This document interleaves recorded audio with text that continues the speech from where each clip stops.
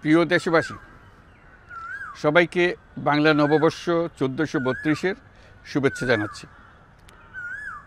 শুভ নববর্ষ। পহেলা বৈশাখ আমাদের প্রাণের উৎসব, বাঙালির সার্বজনীন উৎসব।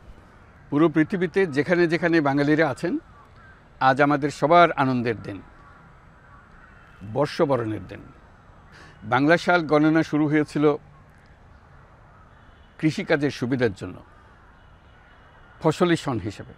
এখনও এদেশের কৃষকরা বাংলা তারিখের হিসেবেই বীজ বোনেন, ফসল তোলেন। বাংলা নববর্ষের এক অবিচ্ছেদ্য অংশ হালখাতা। এখনকার আধুনিক সময়েও এখনও এই হালখাতার ঐতিহ্যকে ধরে রেখেছেন বাংলাদেশের হাটে বাজারে, শহরে বন্দরে।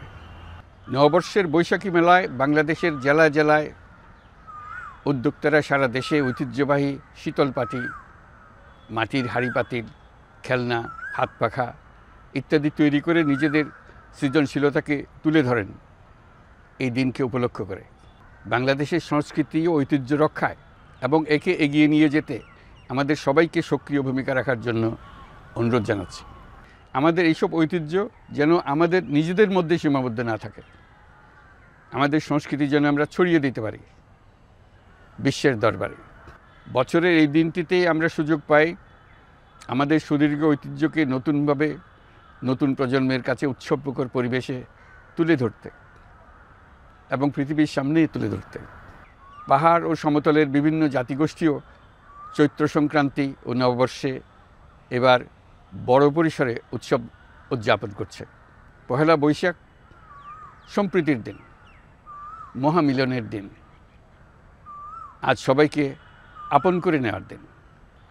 এবারের নববর্ষ নতুন বাংলাদেশের প্রথম নববর্ষ। আসুন আমরা বিগত বছরগুলোর গ্লানি, দুঃখ, বেদনা, অসুন্দর ও অশুভকে ভুলে গিয়ে নতুন প্রত্যয়ে, নতুন উদ্যমে সামনের দিকে এগিয়ে চলি। চলুন নতুন বাংলাদেশ গড়ে তুলি। 24-এর গণ অভ্যুত্থান আমাদের সামনে বৈষম্যহীন বাংলাদেশ গড়ে তোলার সুযোগ এনে দিয়েছে। এই সুযোগ যেন আমরা না হারাই। বৈষম্যহীন বাংলাদেশ গড়াই হোক এবছর নববর্ষের আমাদের অঙ্গীকার। আমি নববর্ষের সকল আয়োজন ও উদ্যোগের সাফল্য কামনা করছি। নববর্ষ 1432 আমাদের সবার জন্য শুভদিনের সূচনা করুক। নববর্ষ আমাদের সকলের জন্য নতুন ও গভীর আনন্দের উন্মোচন করুক, এই কামনা করছি। সবাইকে আবারও আমার নববর্ষের শুভেচ্ছা ও সালাম জানাচ্ছি। আসসালামু আলাইকুম। মহান আল্লাহ আমাদের সহায় হন। আল্লাহ হাফিজ।